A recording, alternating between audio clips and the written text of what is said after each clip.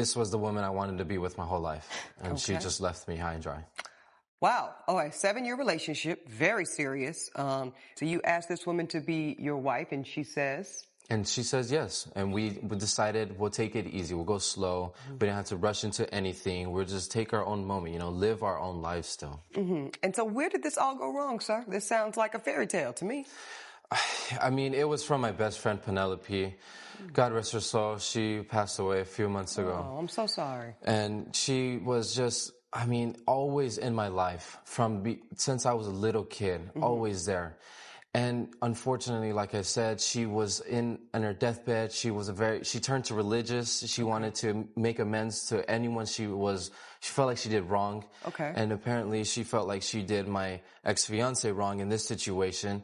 And she tells her that we had some occasional during our engagement, but that is not true. I mean, This is you and the best friend? Yes. We had a couple in the first year of the relationship, but it was nothing when we were serious. We weren't in it very much that serious engagement. And I just felt it was a weak moment for me. I thought it was just something. How many times, Mr. Farrow? I would say only 3 times. So you had 3 weak moments. And you want the court to believe that? Yes, Your Honor. Okay, so on 3 separate occasions, you had relations with your supposed best friend while you were in a relationship with this woman. Yes, Your Honor, but it was only when things were not serious between each other. Your Honor, if I may, yes, please. At this he point. forgot to mention the fact that when she called me over, she said they were having an affair for the remainder, the whole relationship, including after the engagement. Including after the engagement? Yes, that is what I heard, and I don't believe a woman on her deathbed would lie to me. Ooh, now I just want to tell Elijah, you see why I don't do that friend thing with friends with the ex? We talked about I talk about that often in this courtroom, right? Yes. Okay, absolutely. You're just proving my case. We're going to find out in a minute because I do know that there was a lie detector test. But you're telling me to my face that you never had relations or weak moments after the first year. Correct, Your Honor. What do you say about that, ma'am? I say it's incorrect, and I was told that... Well, tell me about this telling. Tell me about the context in which his best friend is even reaching out to you. Yes, I mean, we became close over the years. We were together. You and Miss Penelope became friends. She's been his best friend for a long time now, so... But she told you that they never stopped. Yeah, she told me they were in love for a while, too. She said in love? Yeah, so I think that's a hard thing to misunderstand. We were not in love. Okay, so... This is the ring, the ring? Yeah, I can show you. Okay. Let Elijah bring that ring up here. My goodness. Okay. Pretty nice. Huh. Yeah, better than I thought. Okay, nice. Okay. I had low expectations. No, well, no, I'm going to tell you why I said that. It's because when you first started talking to me, Mr. Farr, and telling me this fairy tale love story, what's the saying? If it sounds too good to be true? It is. It normally is. That's kind of how it was landing, sir. And now that I'm talking to your former fiance, nice ring though. You can give a ring back. Now that I'm talking to your former fiance, sir, more and more is coming out that sounds more believable. That there were some indiscretions on your part, and you admit to that. What stands out right away? Male best friend plus female best friend. Does that equal a problem? You don't just 3 times and then go back to being friends, do you? Why wait until the deathbed? Why say it then? Why not earlier? Was she trying to clear her conscience, or was she trying to cause damage? And now, who do we believe? Him it stopped, or her it never stopped? What you can observe is she wasn't just a best friend. This was a relationship that never clearly closed before a new one started. That's the problem. When something starts as physical or romantic, and then it gets relabeled as just a friend, it only works if both people are out of it. Not one person, both. The boundary after the history was never clear enough to protect the new relationship. So they never really moved on, they just changed the label. You don't get to keep a past connection that close and expect your new relationship to feel secure without clear, enforced boundaries. Let's get back. The question before the court is whether or not she is legitimate in keeping that ring, because that's the issue, right? You want to keep the ring. Yes, I do not owe him anything. Okay, I'm just curious. What do you plan to do with the ring? It's a promise he made for me, and he broke it. And No. What are you gonna do with that ring? Do you wear that ring? Are you gonna? I definitely do not wear it. No, I You don't. just like to look at it and know that he owes you, or what is it? It's mine. It's But what do you want to do with it, ma'am? probably sell it. Probably so. Okay, that's all I wanted to know, ma'am. Thank you. Now, let me get to some of this evidence here. Do you have anything for the court? Yes, I do, Your Honor. I have the receipt from the wedding ring that I bought. Okay. Let me see here. Thank you, sir. Okay. I do see this is the cost of a white gold and diamond ring. I see with the accents, nice carat weight, 1.5 carats, very nice. $2,390. So you're clear on the value of the ring. Do you have any thing that you want to show the court, ma'am? Any evidence other than you have the ring?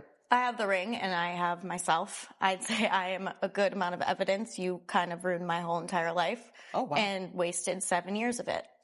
Do you still love him, ma'am? No. Not at all. Right when I heard all of this, my love immediately went away. I have respect for myself, Your Honor. Well, I am glad to hear that. Now, that's somebody with some clarity around her work.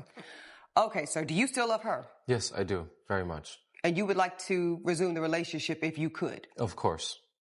Okay. Let's go ahead and take a look and see what these lie detector results look like, Mr. Farrow, because I am curious, because I hear you on the once a cheater, always a cheater thing. I don't know. And how old are you, young lady? I'm 25. Okay. And I believed at 25 the exact same thing.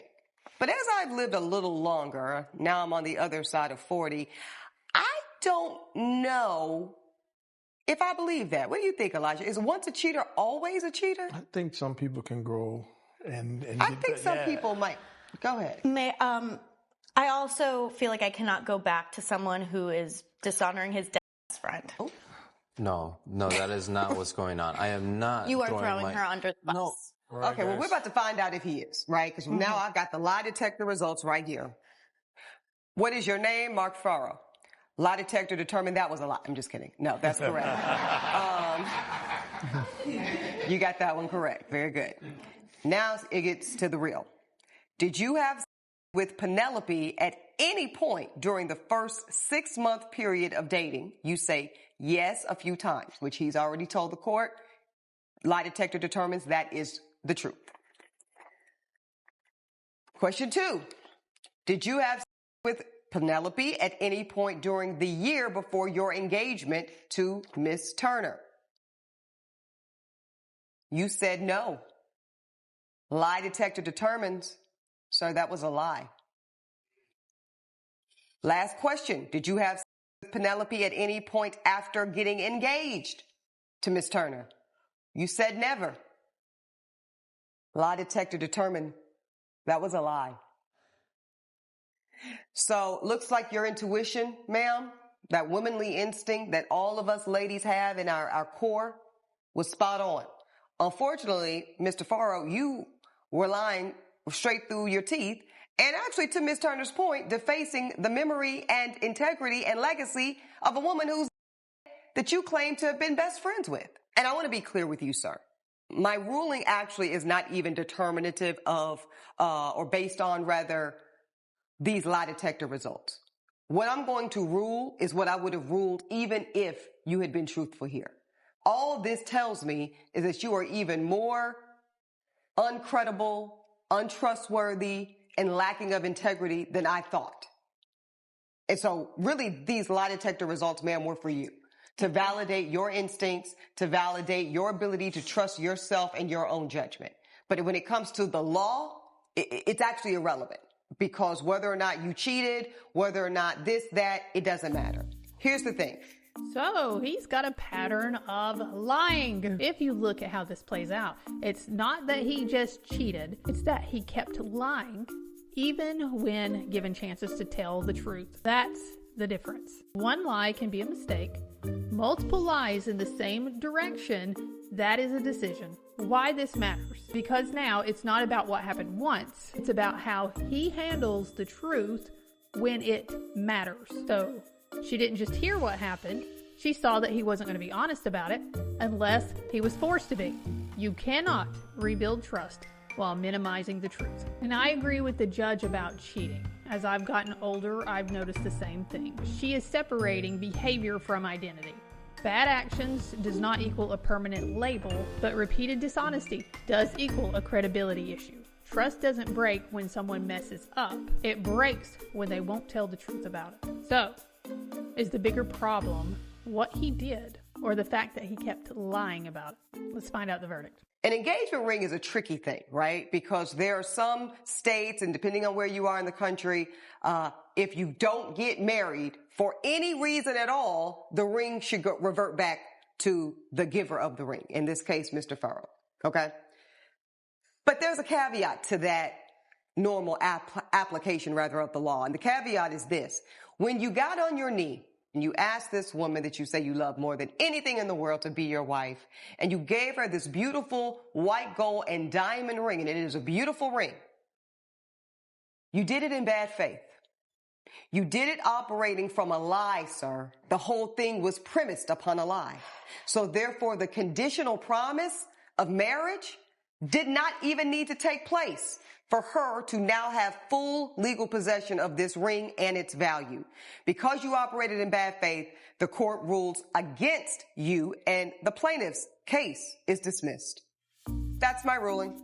This is where everything we talked about actually shows up in the outcome. Because the judge didn't just look at the ring, she looked at how the relationship was built. He kept someone close who already crossed the line. He never fully closed that door. So the setup and the history were already not clean. The boundaries weren't solid. And it stayed that way the whole duration of his new relationship. Then, when he had the chance to be honest about it, he still didn't. Not once, but more than once at this point. So our big life lesson today, if you're not fully honest going into a commitment, the commitment itself isn't solid to begin with. A good rule of thumb to avoid this would be to not keep past relationships in your life without clear boundaries. Stop minimizing the truth when it matters, and committing while something else is unresolved. So, if something could affect the relationship, it needs to be dealt with before you take it to the next level. Now, let me know in the comments, if someone proposes while hiding something like this, does that make the entire commitment invalid? And thank you for watching. I will see you soon.